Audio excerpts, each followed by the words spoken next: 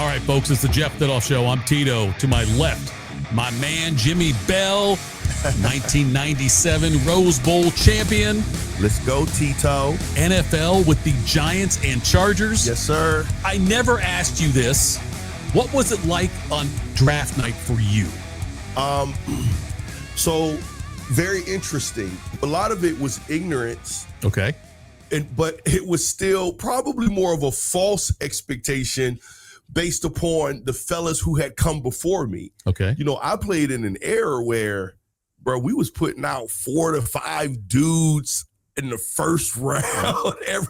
Everyone was getting drafted. You went lower than you thought you would? And I went free agency. I was a free agent. That's right. You were. Yes, I forgot about that. I was a free agent. So I was hanging around and I got some calls.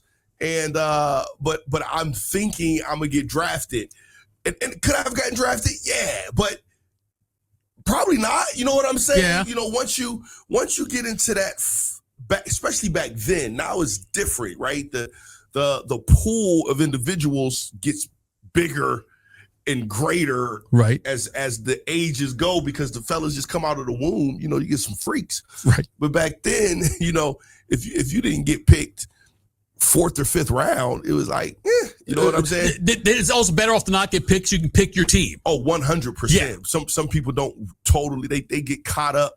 It's almost like being at the water cooler talking about you got a 2-point mortgage, 2% mortgage when the other person got a 3, and you think you're better than them. It's right. Like, nah, bro, y'all paying the same doggone mortgage payment minus 20 cents right on the back end. But free agency does allow you to look at some things and manage your career a little better. Yeah, you can pick your. That's what I've always said. If you're going to be 5th, 6th, or 7th round, yeah, you're almost better off not getting drafted. Yeah, and honestly, you know, people were getting on Shedeur. This whole new thing came out. You know, people still trying to get on Deion. I don't know why. I don't really even understand why these reporters in NFL have a Shedeur Sanders problem. It's literally, to me, is the best dude. I know you have an opinion. I'm open to it, but the best dude in the game is like, what's the problem? But they were talking about how Baltimore at some point in the draft was considering taking him, having conversation, and what this report was, and I don't think they've responded to it, but the report was that they were like, nah, we wouldn't totally be interested in something like that. And it made sense. People are like, well, why wouldn't you say this? It's like, dude, he's trying to play. Like, yeah. This isn't a guy like me who would have been just happy to get an opportunity to participate. This is a guy who was projected to be either the number 1 or number 2 dude in the draft. Right. So he thinks, no matter what anyone else thinks, he thinks he can play. Yes. And I'm talking play like yesterday.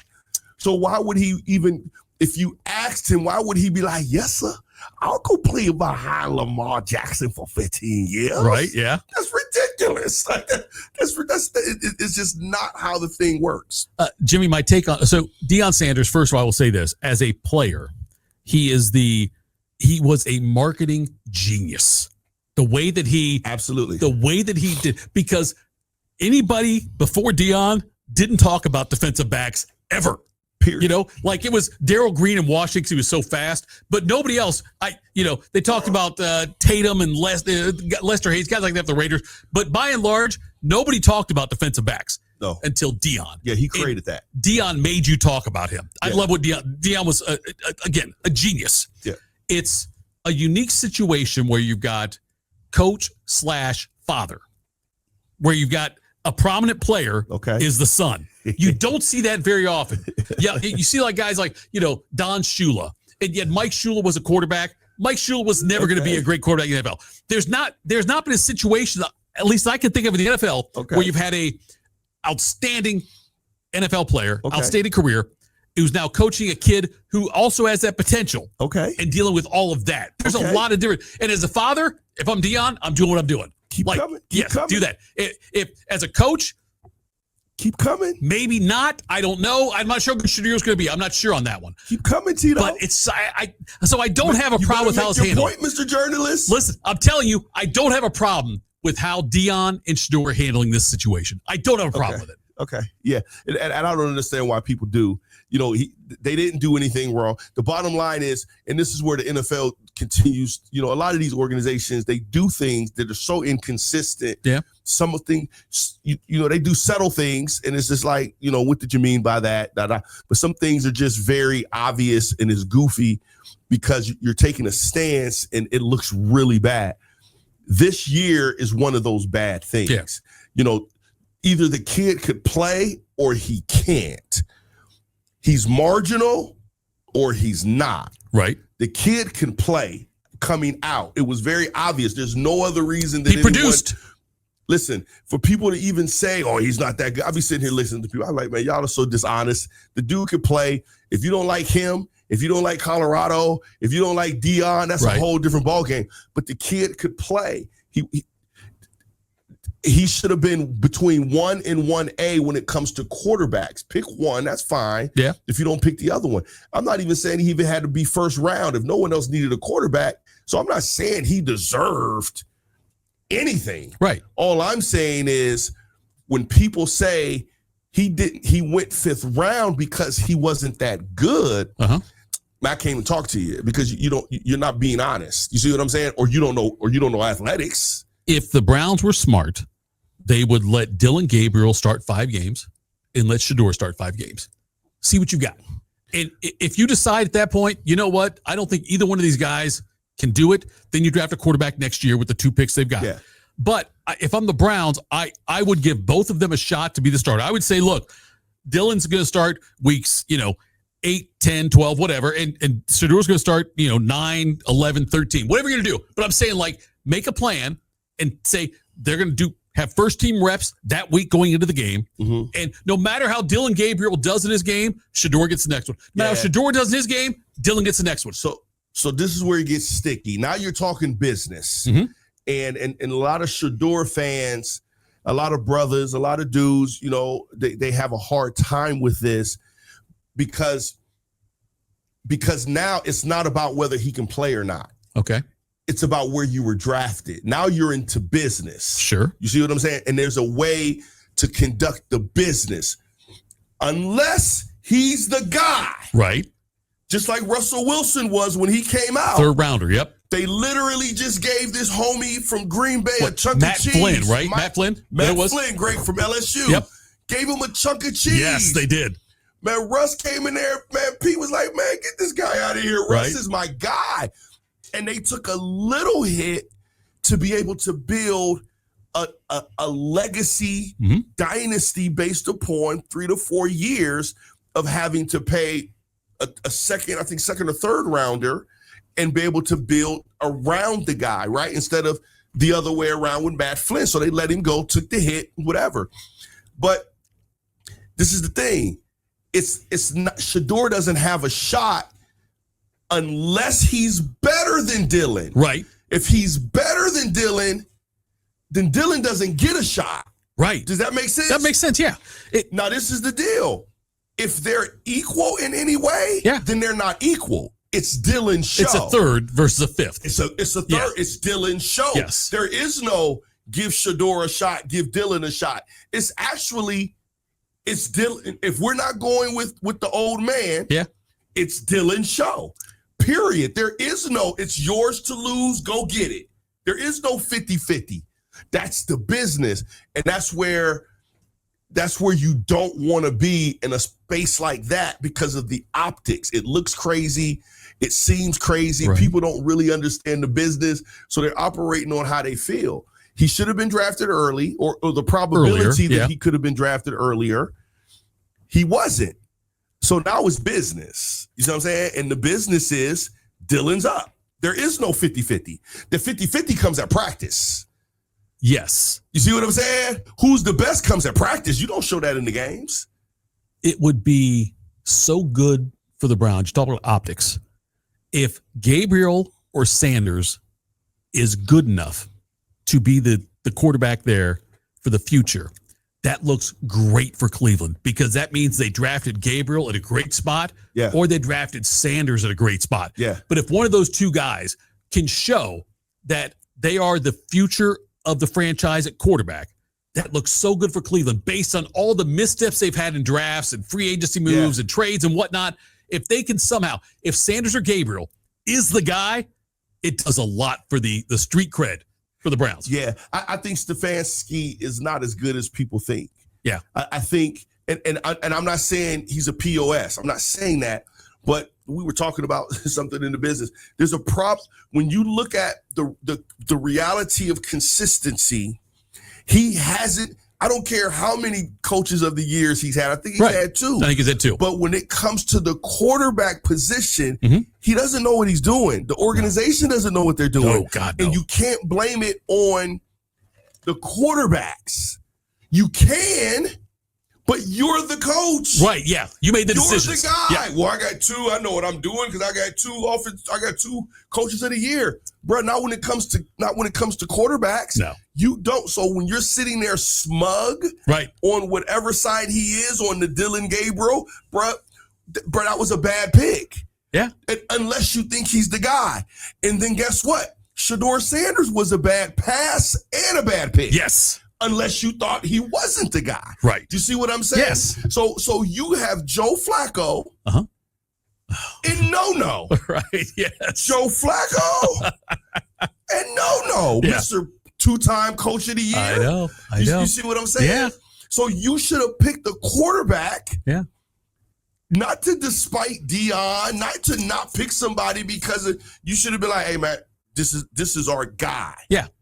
Not a developmental guy, hey man, this is our guy. This year, this dude has a probability to play. If you didn't think Dylan had a probability to play, then you're a fool for drafting him. Yep, totally agree. Because you could have picked someone else in that space. Yeah, who could help right now.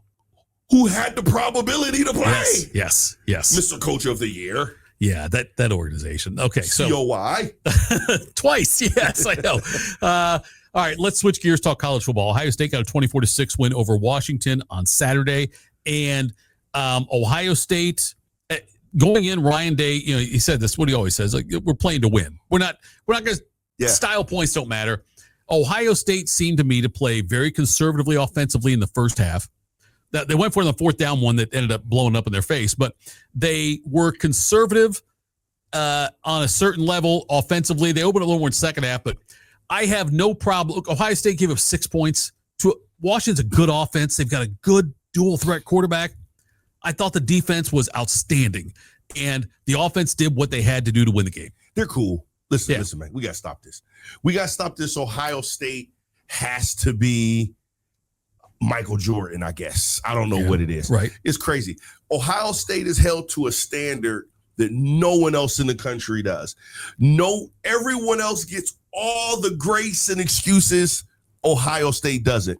And I almost bought into the drama, bro. I almost bought into Washington is maybe good enough to beat and upset Ohio State. And I said, man, I am not dumb. I did act dumb. You know why? Because I think even on this show, I said 33 to 20. That's what you said, yeah. Now, when I did my Fox and ABC time, right, man, I said, hey, man, get out of here, man. That guy said 33-20 is an idiot. Man, I switched that thing up. Yes. I said, this thing going to be, and I knew it was going to be a very decisive victory anyway. I just, in the beginning, before I really dug in, I said, man, this may be a little closer. I said, man, get out of here, man. These dudes is average at best. Like literally, and not just average. They're like average, right? They're average with 3 really good dudes. Okay. You see what I'm saying? Yeah. And that's it. For somebody to speak on the fact that they could have even been in the upset arena, somebody should be fine.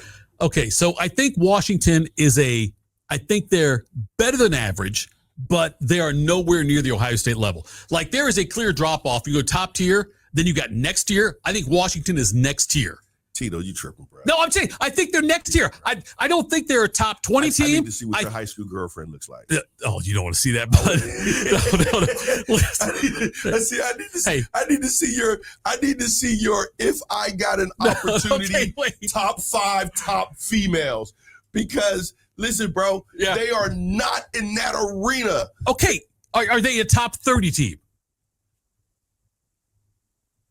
Yeah, I give them top 30. Okay, I'm saying Ohio State's like a top 5 team. I think they're number 1, but I'm saying they're in the top 5. Whatever, you have that there. Okay. Then you got the next tier, which is closer to top 20ish or so. I think Washington, though, in the top 30. I think Washington will. Okay, you got to clarify then. Okay, cool. Okay, I think they're probably a top 30 team. I don't think Ohio State didn't go knock off the U.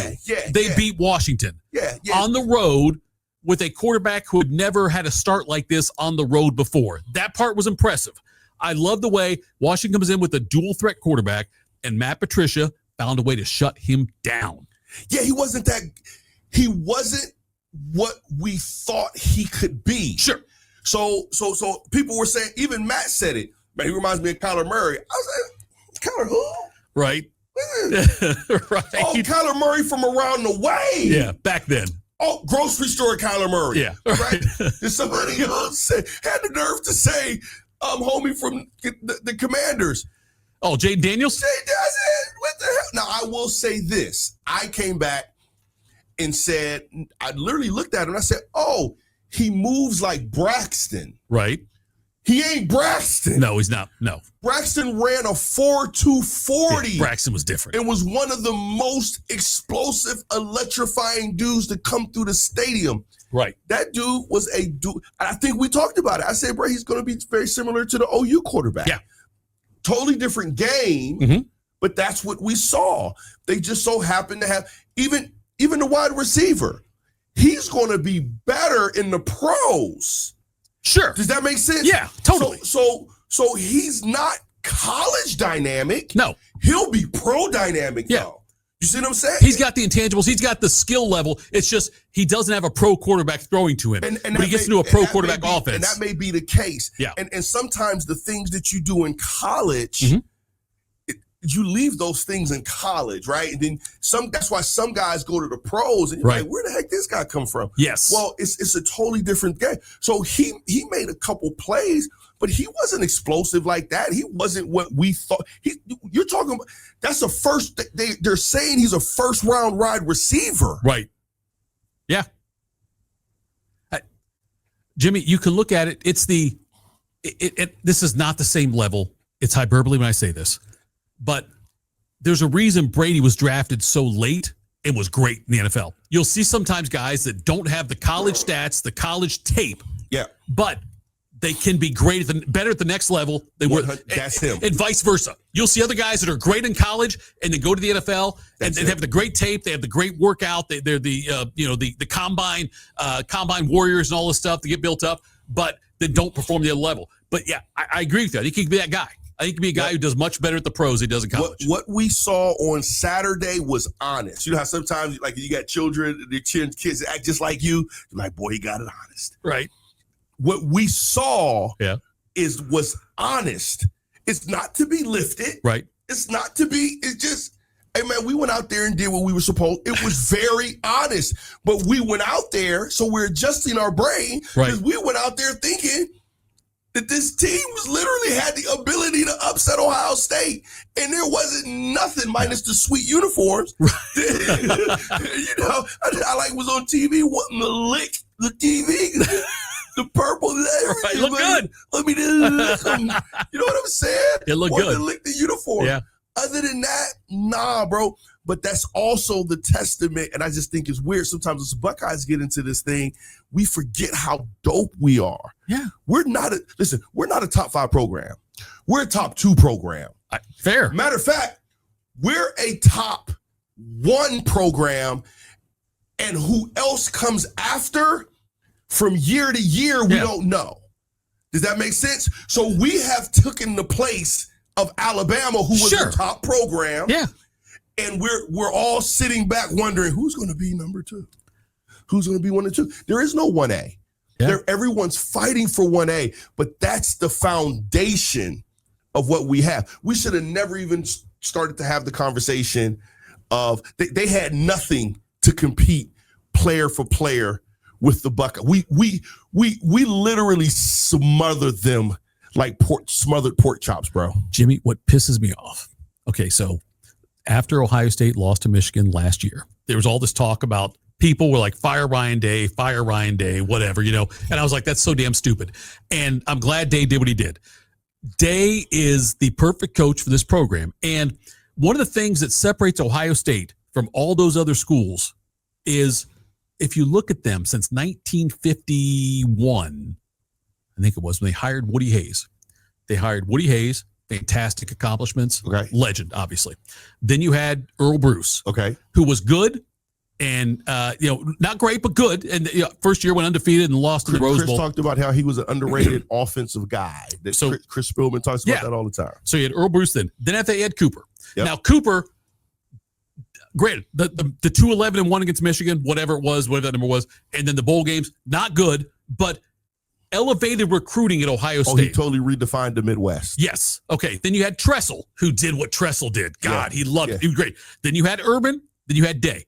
There's been no catastrophic hires as for head coach for Ohio State. If John Cooper is the worst coach you've hired since 1951, and you look at what he did, I'll take it. And he's not. Bro, I tell people all the time, listen, and it's hard for even Buckeye fans, I think, to understand. Yeah. We have not had a down era. No. We may have had some misstep seasons. Yes. Every single up north have had a bad era. Hey, Rich Rodriguez era. Brady Hoke. Alabama. We better not remember the guy who lied on his resume. With George Lee. Right? That's how bad Mike Price. they had Mike gotten. Price, yeah. It was terrible how bad they had gotten. USC still hasn't recovered from the 70s. Right. I mean, from the Reggie Bush era. I'm being funny. Nebraska had Oklahoma hired Gary Gibbs. Nebraska botched some hirings and stuff like that. So, like all these other Notre Dame, when they hired Jerry Fausto, high school coach. Penn State. People still think Joe Pa's there. Right. Franklin is getting a bad rep, bro. He's getting a bad rep. You know why? Because people are overstating the positioning of Penn State. Yes, I agree. They think that's not their place. They may one day be that team, but they'll never perennially be that team. You see what I'm saying? Penn State's biggest, their run under Joe Pa, when it was the best, they were an independent. Okay, and they could schedule, like Notre Dame does, schedule they want. Now, Penn State did still play a tough schedule, but there was no conference to compare them to. Absolutely. They were an independent. And Joe Pa, he had a couple years undefeated, didn't get the number one ranking. Like they weren't the national championship, either undefeated. Yep. Never got it there. So they did have success in the Big Ten, but the Joe Pa legend and Penn State legend was built when they were an independent. 100%. And so it's different now in the Big Ten. It's much different. It's much harder now to be relevant in the Big Ten than it was to be relevant as an independent. That's all there is to it. And there's conference meaning, right? Yeah. What does conference meaning mean? And I think I've told you before, I don't compare conferences because what it means to be in the Big Ten, you got to get through the Big Ten. Yes, it's a gauntlet. And some of these teams, if you really watch that Oregon game, Oregon's still trying to figure out, man, how the heck we can't just run around this conference. It's in the Pac-10, in the Pac-12, Penn State looked that was a great game. And Oregon was substantially more athletic and bouncy. Man, Penn State was putting it on them, bro. Yeah, I know. It was a huge difference. But that's how Penn State is with other Big Ten teams. It's not even Ohio State. It's like they look how Oregon looked to them. You know what I'm saying?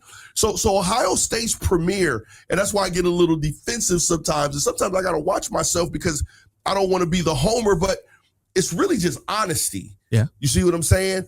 There's no way bro, Coach Day probably should have been fired if Washington was even in the mix, bro. Okay, that's fair. Yeah, okay. I see what you're saying. You see what I'm saying? Yep. If he was, and I'm being facetious.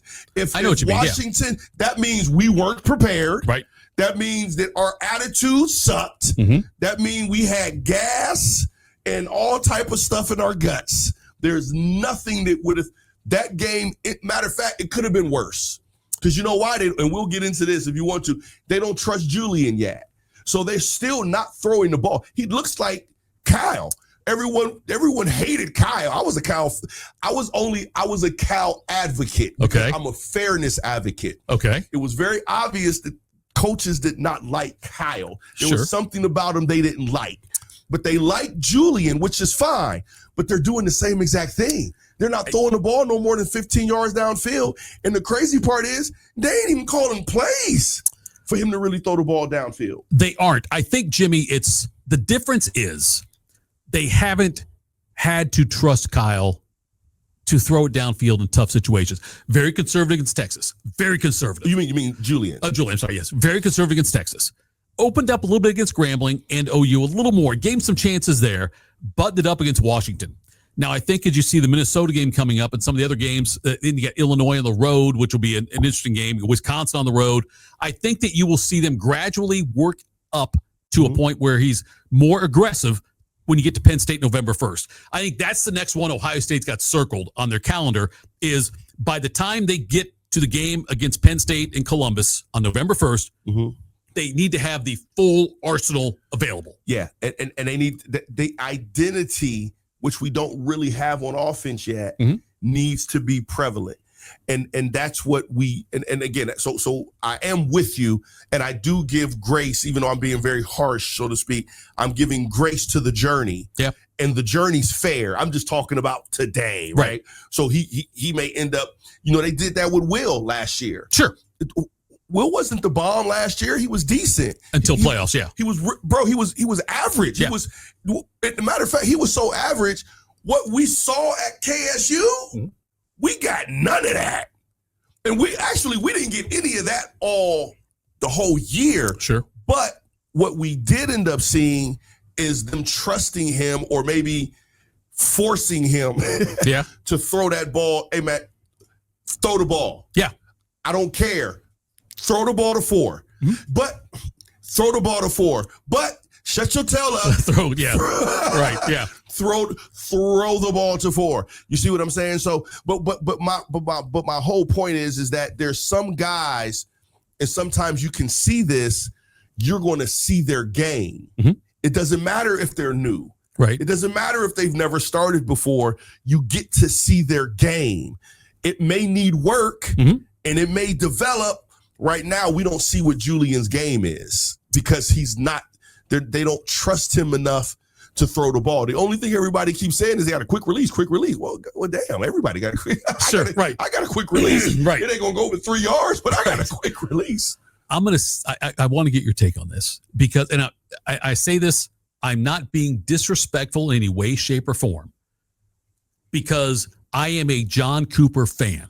Yes. And he said, okay, I'm not going to be disrespectful. No, listen, I'm not going to be disrespectful. Listen, is James Franklin? That means you're gonna be no, it's not. No, listen.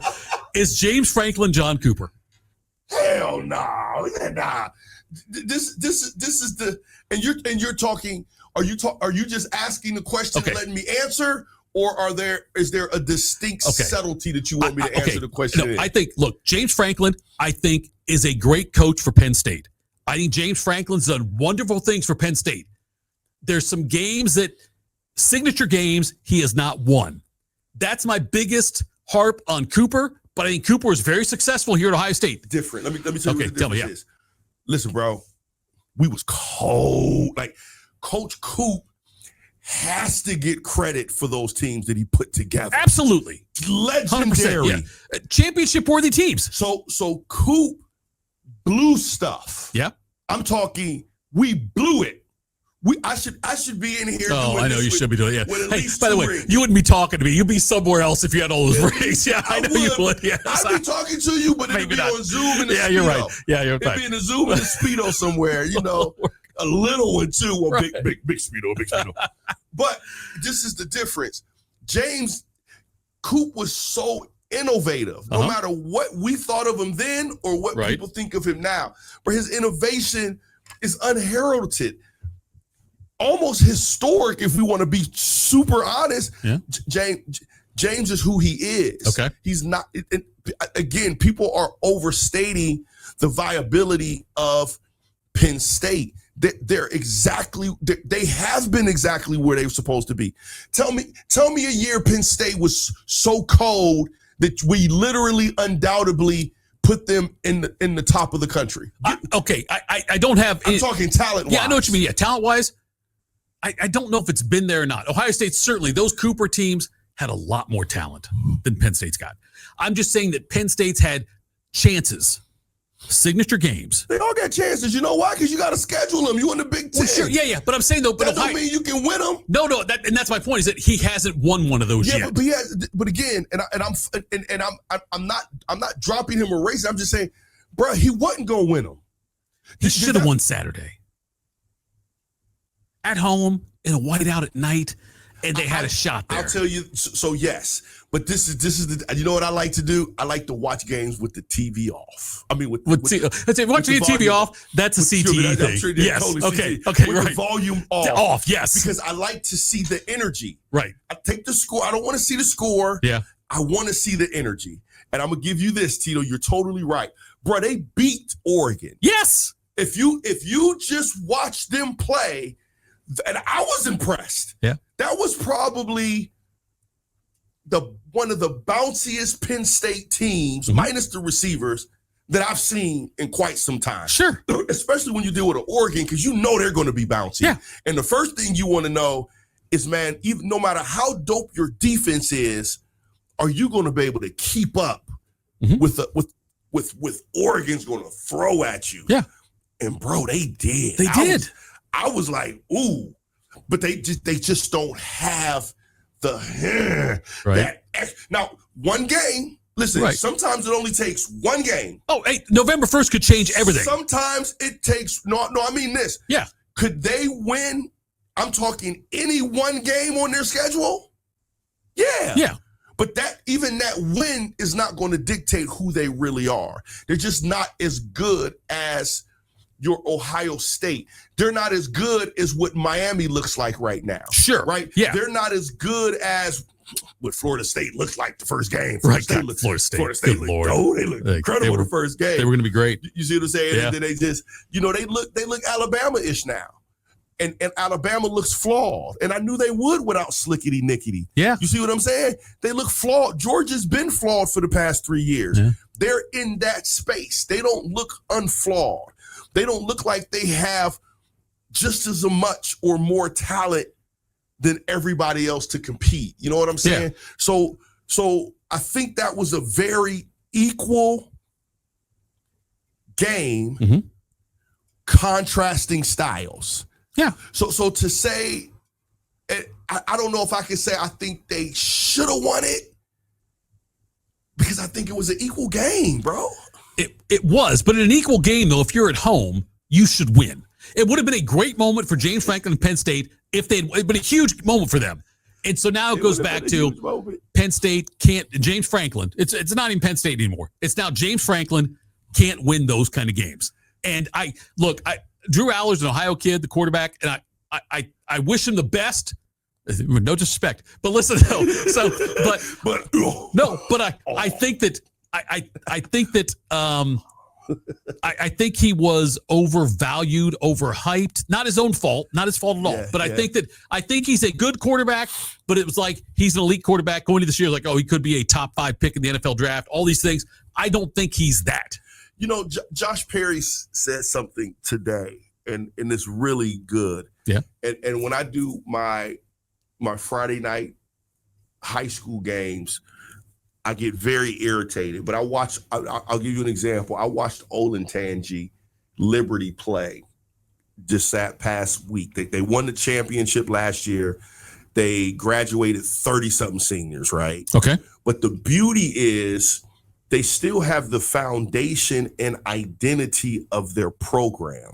So they don't have the same guys. They only won 2 games this year. Right. But you can see why they won the state title last year, based on, because they have an identity. Okay. They played Dublin Kaufman, and bro, it seemed like they calling plays like Tecmo Bowl. Right. There is no identity to how you're calling plays. Right. And part of what I think we're seeing with that quarterback is, I think people who are scouts, people who have worked out with him, people who know him are like, man, he's a first-round type talent. Right. But then he gets into the program of Penn State, and it's like they're calling plays like Tecmo Bowl. They're not really calling, play. That's one thing I was talking about with Brian, offensive coordinator. I was like, man, y'all need to chill. Right. That's a gift. Some people are naturally dope coordinators. Yeah. Some people are taught to be awesome coordinators. Sure. But bro, you just out there calling plays? That ain't how it goes down, bro. It does not work that way. And Penn State, that's what Josh Perry said. And I was like, you know what? I didn't really think about it like that. They don't have an identity, and it's putting this kid in a bind because it's not working to the strength of what he probably can deliver. And bro, I didn't realize they had whack boo-boo wide receivers. They got him out of the transfer portal. They got a couple out of transfer portal. Yeah. Can you put him back in I know. Franklin does not do a good job, I don't think, of. And we saw, like, for instance, Ohio State basketball this past season. They got all these guys in. They brought in transfer portal. Did not pan out at all in the past season. Ahmad Bradshaw, they had these guys, like 5-star guys, went to Duke, Kentucky. They bring in, did not do anything here. This year, I think, and I'm talking to Reimer a little bit here about Jake Diebler and what they've done transfer portal-wise this year. I don't think James Franklin does a great job in the portal as far as bringing guys in like that because they knew what they needed. They knew they needed threats on the outside. They need wide receiver threats, and they went and got some guys. They're not working out, though. It's ridiculous. Yeah. And let's get it. Listen, guys, and understand this. If you guys didn't watch the game, understand what we're saying. I don't think we're saying that they're bad. No. They're not bad athletes. No. They're just not the guys you needed. Yeah. And why did you go get the guys that you didn't need? Yeah. Kind of like Cleveland with Shedeur and Dillon. Right. Why would you get two? Yeah. Those dudes don't fit. Yeah. What you need, but at the same time, maybe it's the offensive coordinator. I have to agree that it is something. My only thing is, man, I think people are giving James is in a tough spot. It's kind of the same thing with this coach from Alabama. Yeah. When you follow a legend one way, shape, or form, or a legendary program that gets grace out the wazoo, every mistake is going to be yours. Yeah. No one's going to properly put you in the place that you're supposed to be. That people are going to continue to evaluate Alabama as if the best and greatest college coach of all time is still there. And that's very unfair. James Franklin, he you know who he fits in the space of? Who's that? The Iowa head Kirk coach. Ferentz. 100%. He should be there for 50 years, old and average. Not average because their average is their best. Kurt is the best for that program. Iowa, you're never going to be in that space. When y'all had the two tight ends standing up and y'all was winning national titles, that time is over. The cankles have dissolved, and we got higher calves now. And it's all different. That's the reality of Penn State and James Franklin. That's a great call by you. And I look at it, and, when the Big Ten had 10 teams, you could get a unlikely win that could vault you into contention, right? If you had nine Big Ten games or whatever, you get a win, and you upset somebody. Penn State did it a couple times. Illinois did it a couple times. And then you go to the East and West, the hell with legend leaders, East and West. And a West team was going to play in the Big Ten championship no matter how bad they were. And if you get a decent game, you sneak up on somebody, have a couple of fluke plays, that West team would be a Big Ten champion.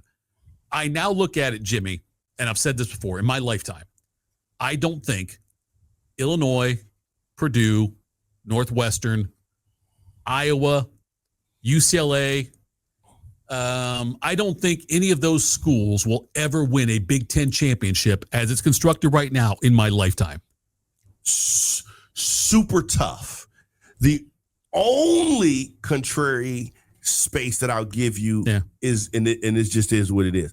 The transfer portal allows a team to get really good really fast, but that also means that everything else, Indiana, like I don't think you're going to see even a lot of that. You know what I'm saying? I think that's kind of an anomaly, right? Like I think Indiana's just, I don't know what the heck's going on. They're not going to win a Big Ten championship, though. Yeah, and that's true. I see where you're coming from. Ohio State has to be down, has to mess some stuff up, lose some games. Yeah. Ohio State, Oregon, Penn State, Michigan all have to be down. Oregon, I keep forgetting these West, I'm saying but that's teams. All those teams have to be down for one of those other schools. Have to make some mistakes. Yes, for one of those schools. It's a huge thing where it's now going to be much more difficult to win it. And I'm not saying that's bad for Indiana because Indiana made the playoffs last year. They'll probably make it again this year if they can hold serve going forward. They still play Oregon and Penn State, but Indiana's got a shot at that. But I'm just saying, like, there are so many schools now in the Big Ten. That's 18 teams. The Big Ten, 18 teams. There's about 13 teams I think will never win a Big Ten title. Yeah, and I think I won't say Penn State's one of them because that's not. Or Penn State's one of them. Okay, let me give you an example. Yeah. The team up north. But they never have superior talent. They never have pound for pound superior talent, bro. But you know what? The meaning of the Big Ten always comes out. Yeah. You'll be sitting there like, man, how did you get that playoff? Right. Yeah. You'll be like, man, how did that happen? Who's fixing the books? There's no way that they should have won that game. That was, you knew what they were doing. Counter left, counter right, tight end. Yeah. They're going to take one shot down the field every quarter. That's their game plan. How do you win? You see what I'm saying? Now take a Penn State. Yeah. The attitude, the energy is just different. It's just different. And that's why when I was thinking, they're Iowa. I think you're right on that With one. With more talent, though. Sure. They get more talent in Iowa, but the win-loss, the true expectation should be a really good Iowa team. The Michigan thing. That's Penn State. Michigan has their finest moments with Ohio kids. Right? Like, that's what it is. Easy. Okay. All right, yeah. The Desmond Howard thing and Elvis Gerbach and Ohio kid, all this. Right. Until Kentucky and the Youngstown crew in Kentucky came in the mix, they were the best at taking the other guys. Were you recruited by Michigan? Yeah. I was recruited by everybody. Were you close? Nah, I was. It was always Ohio State. It wasn't Big Ten. It was. Okay. I did get wooed. I mean, I got told. Well, maybe I didn't say. Bro, my first visit was Georgia Tech. Okay.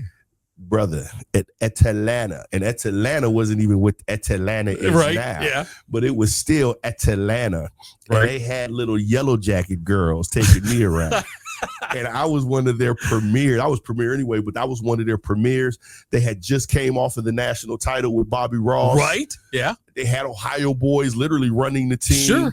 Sure. Derek Coleman and Coleman one was from Youngstown Mooney, and then the other guy was from Dayton Dunbar, if I'm not mistaken, Marco Coleman. Okay.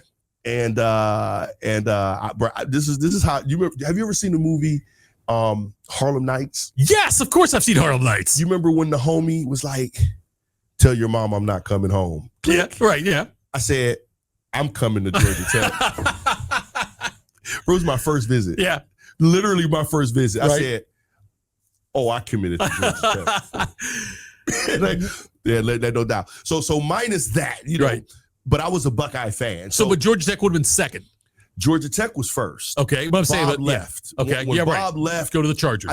I knew I was coming to Ohio State. When they made the official offer. Myself, Lorenzo Styles, LaShawn Daniels, Corey Stringer. Oh yeah. Juan Porter. And if I'm missing some of the homies, don't be mad at me, guys. But we all kind of came on the same trip. Right. And we kind of all committed together in that space. Okay. You know what I'm saying? We knew we were like, we coming here, bro. We coming here. And that became Coach Cooper's big class in 92. Yes. Yeah. But by the way, I didn't tell you this, but like I went to high school with Jason Gwynn. Oh, you a Haven. I'm a Haven guy. Yes. Whoop whoop. Yeah. So anyway, I used to play basketball on Saturday mornings at Cook Recreation Center, and Jason would show up. His brother Anthony would show up. Yeah, absolutely. June Henley, Marlon Kerner, man. Terry Glenn. They had a couple other dudes that committed. The guy that, rest in peace, passed away, got a scholarship to the University of Texas for track. Yeah. Like, it was Jimmy Greggs. Bro, y'all had some, like, it was weird. Like, it was amazing. Like, y'all had some premier athletes in all the sports. Yeah. at the Haven. It was like it became the premier place to be. By the way, R.I.P. Brookhaven. But yeah, it was. It's gone closed for a long time now. But yes, that was so much fun. They had such great athletes there and all of that. So you brought up Tecmo Bowl, which led me to ask you this question. So you were obviously in NCAA football games on EA Sports. Absolutely. And you were in NFL games, right? Yes. Okay. Yes. Did you play as yourself? Yeah. Okay. I had to put the 95 on the TV, bro. Okay, that's what I'm saying. So you played as yourself, and did you? So you played as yourself on the defensive line there. Now listen. This is the deal. I put myself in the game. Okay. I didn't play as me. Okay. I wanted to, and I'm not even a big video game, but my former roommate, Robert Jackson, we used to play all the time, and he just had the formula to kick my tail. And right. We used to fight. If he beat me, we fought, we wrestled because he was a wrestler out of date, and he's an insurance agent now. What's up, Bob? So like, I used to get mad. He used to beat me. He used to laugh, like have the laugh. You know that one friend that has the laugh. Oh yeah, the one that just annoys the hell out of you. Bro, so we fighting. We ain't fighting, but we wrestling. I got you. We tearing the daggone house up, bro. So when I play those games, and I don't do it a lot, I want to win. So I'm not the winning guy, right? Yeah. I'm picking Eddie, Terry. Right. I'm trying to win the damn game. Yeah. I'm not the guy. You know what I'm saying? I'm gonna be Braves. Call me the chocolate Braves. You know what I'm saying? Yes, I got you. Call me the chocolate Mike Vrabel. I'm saying Braves. Like people know who that is. I know. Like when my son, years ago, he would create himself in the game, and he would be 7 feet tall, 350 pounds, and have 4.3 speed, whatever it was. And he was whatever. And so, but I always wondered how weird that was for you. Yeah. Like in the moment, yeah. I wonder how it felt for you to be in a game. Yeah. And then now looking back, how it feels for you to know you were in the game. Yeah. I'm mild with it. You know what I'm saying? I don't take a lot of that.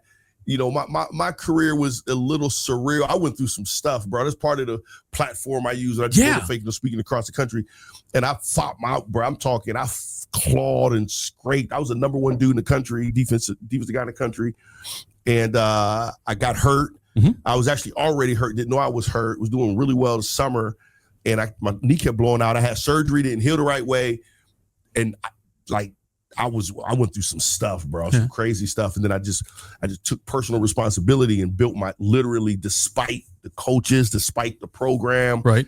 Like all the odds, literally built myself up where in a school that doesn't have second chances, because you really don't get a second chance because your next guy is he's probably better than you anyway, he's right?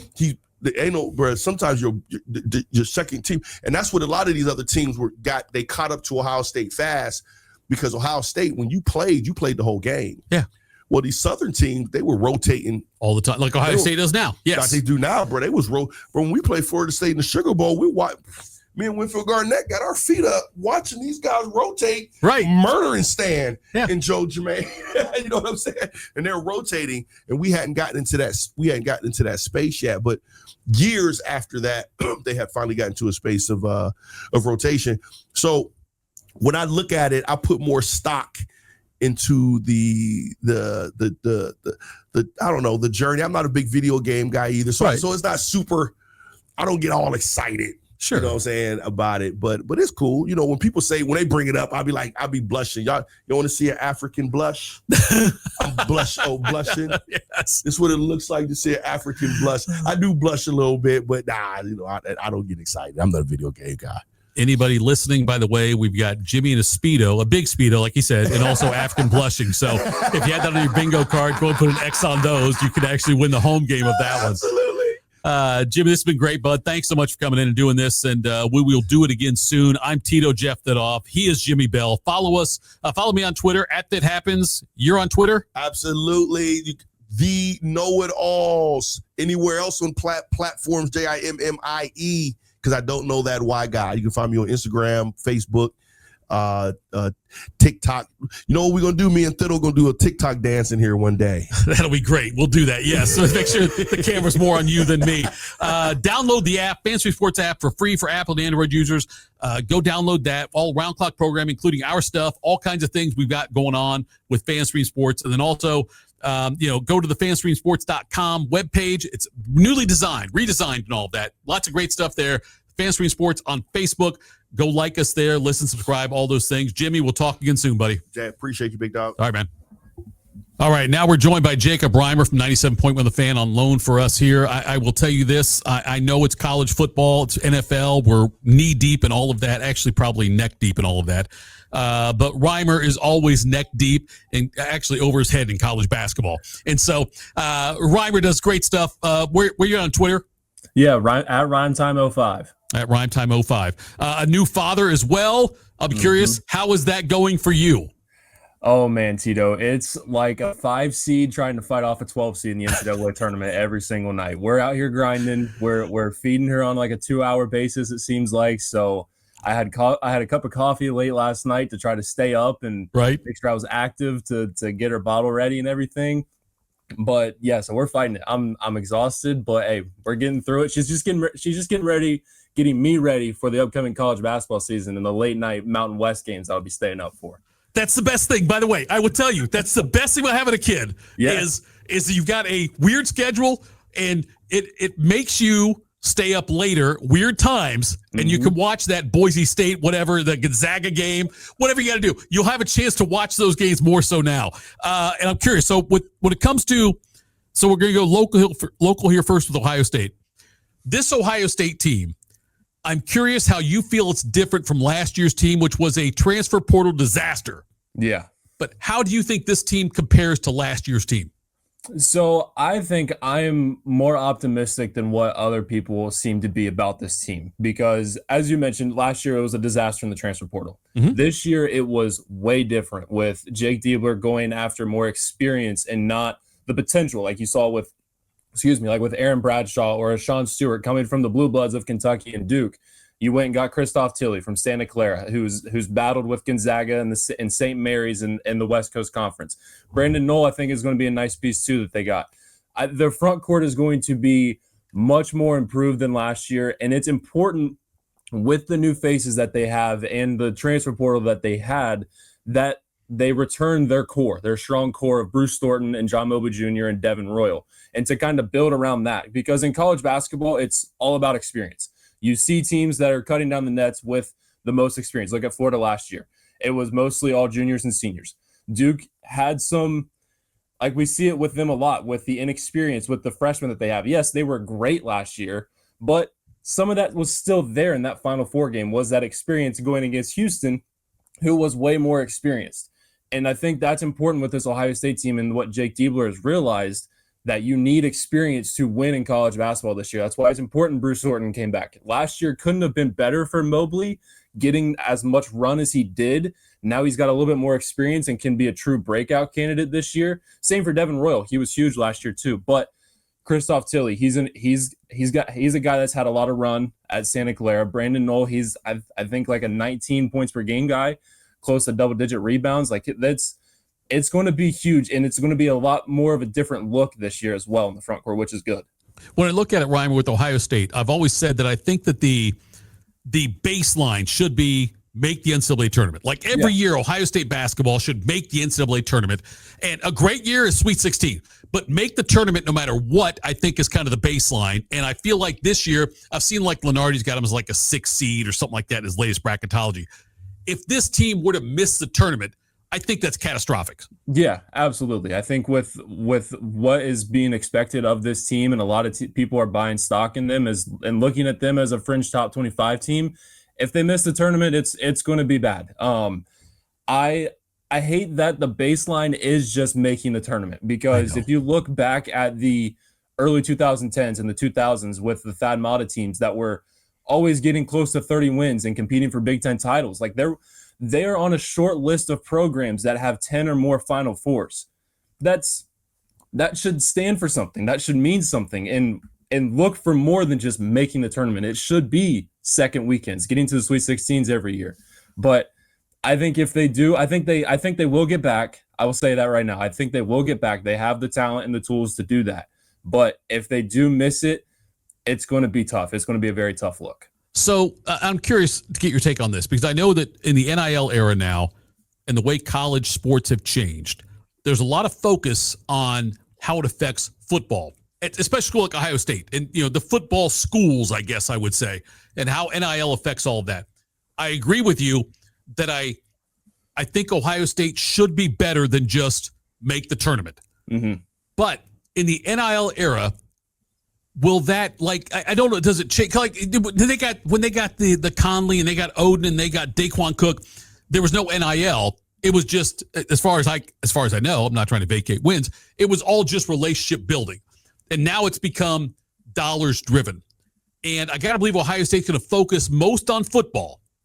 But is that realistic for them to be a basketball? Can they become a basketball school? I mean, I think so. If you look at, just look at some of the SEC schools, for example. They were, before NIL was a thing, if you looked at the SEC as a basketball conference, that would have been a joke 10 years ago. Mm-hmm. And now, given how things are this year, starting out football-wise for them and where the SEC was in basketball last year, it makes a good case that they're a basketball conference. Yeah. And, Alabama has seen a significant rise with Nate Oates and all the money that they have down there with the talent that they've been able to bring in. I really don't see why that would be an issue up here in Columbus. And with all the money that is up here in Columbus, to have a powerhouse football team, you can also put it in and invest in the basketball team as well. I think that is a great option, and we've seen it in the SEC the last year. So I think that definitely is a possibility. So as you look at the landscape of the NIL era now, and I'm curious, Coach K down in Duke, sorry, North Carolina fan, but anyway, Coach K down in Duke, he for years had built that program on, we're only going to take the best. If you're the second best point guard in the country, we're not going to take you. We want the best point guard in the country. Now that money talks, how does that change, or does it change how schools like Duke, North Carolina, some of the more traditional Kansas basketball schools, does NIL even the field, or does that just help their cases more? I think it can help their cases a little bit more. I mean, John Shire at Duke really hasn't skipped a beat since taking over for Coach K, that he has still been bringing in the top level talent left and right. Kansas had a big recruit yesterday, and they have Darren Peterson this year. But a great example of this is look at AJ DeBanza at BYU, the number 1 overall recruit in this year's class, going out and staying out in Utah and going to BYU. And he chose them over North Carolina and Alabama, who's been on the rise and has a lot of money there. So that's where it can be a little bit competitive. And for a school like BYU, who does have some good history as a basketball school, and they're in the Big 12 now, but to go to a BYU over a North Carolina, thinking of that 10 years ago just seemed just out of the question. And now with what NIL can do, you can see that a little bit more. Who are the best teams this year? So Purdue and Houston, that's going to be your 1 and 2. Yes. Okay. Purdue brings back Braden Smith and Fletcher Lawyer, Trakoff and Wren, who averaged 20 points a game. They bring in Oscar Clough from South Dakota State, who I think led the country in rebounding. And they have a menace international guard coming over in Omer Meyer. I want to put that on record. He is going to be a problem for them. They're going to be a lot of fun to watch. Houston brings back most of their core from last year, Milo Souza and Emmanuel Sharp and JoJo Tugler, and they have a loaded freshman class with a bunch of 5 stars.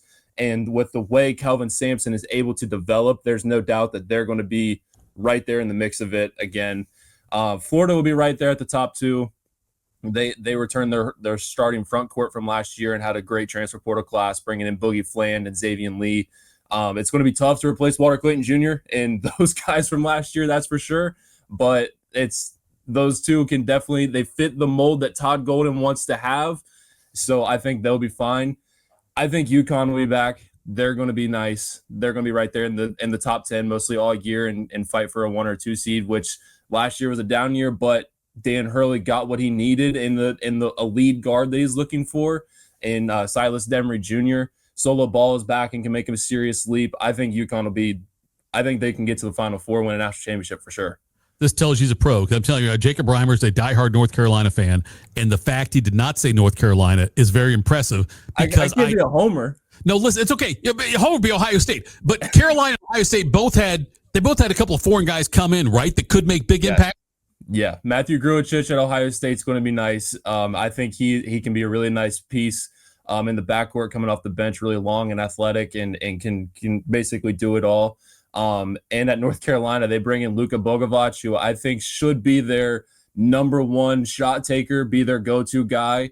He can fill it up in many different ways. That's another interesting thing too about this year in college basketball. There's a lot of guys coming over internationally. You're going to see that on a lot of the top level teams. Like Duke has a guy named Dame Sarr who was playing for FC Barcelona. Like I just mentioned, Omer Meyer at Purdue. There's going to be a lot of that in college basketball. And I mean, Illinois has got the Balkan block. It seems like they have all foreign guys for Brad Underwood, and they're going to be loaded too. So you mentioned the Purdue guy, the Ohio State, North Carolina guys, all guys that come in from Europe. Yes. And just to test your sickness, before they committed, were you aware of them? Yeah, I was studying some film. Okay, they were playing in some like FIBA, like U19 type stuff, right. And I was locked into that. God, that's amazing, Jacob. Because for me, it's the other way. It's like I see the guy commits, I go look at highlights, but you looked at highlights and then saw the guys commit. And so the ACC, last year the SEC had like a monumental season as far as teams in the tournament, teams that advanced the tournament and whatnot. ACC was down. Will the ACC, could they this year or in the next 2 years surpass the SEC, or is the SEC going to rule this? Just because of how deep the SEC is with how many schools are in it now, I think that's going to be tough to do, which stinks because the ACC is a basketball conference. This year, I think it will be a lot better, though, because Duke's going to still be up there. They have a loaded class with the Boozer twins, and they returned a good bit. Louisville is a team that I'm going to try to watch every single game this year because I think they will have the number one offense in college basketball. They have snipers everywhere, and Mikal Brown Jr. is probably the best point guard in the freshman class. He is electrifying, can do it all, and I was watching him in the FIBA U19. He was disgusting, but he's got shooters around him. They bring back a lot too. North Carolina, I think, is going to be a much better this year, too. Hubert Davis attacked the front court, which was their biggest issue, and now they're one of the tallest front courts, one of the biggest front courts in the country next year. It's all going to be on the guard play for them, which is crazy to think about for a North Carolina team because it feels like they always have a really good star guard that's competing for an All-American or Player of the Year type thing, like R.J. Davis the last 2 years. Virginia, I think, is going to take a step with Ryan Odom, and you got NC State with Will Wade coming in there. I think the ACC is going to be much better and send at least more than 5 teams this year to the NCAA tournament for sure. Is Hubert Davis the guy? Is he the right guy for North Carolina? I've been a big Hubert Davis believer, and if you go based off of the trends, this is supposed to be a big year. The even years are the good years for Hubert Davis. It seems like you went to the Final Four in his first year. I know they were an 8 seed in a bubble team, but you beat Duke. You were, if the game ended at halftime, you were national champions in his first year, and then missed the tournament the year after that. Then they were a 1 seed the year after that in 2024. And then last year, 25 wasn't great. So if the trends continue, this is supposed to be a big year for Hubert Davis. He is a budding superstar. You can hear him on The Fan. He's the producer for the Buckeye Show and does a lot of other things there, too. Also, obviously, our hoops expert. We will talk to him again soon. Tell me on Twitter again, where do we find you? That is at RhymeTime05. And look, the guy's sick, okay? Go check him out. But he's also a new father, which is great. But Reimer, we'll talk again soon, buddy. Appreciate the time. Yeah, absolutely. Thank you, Tito. Appreciate you having me on. You the man, Reimer.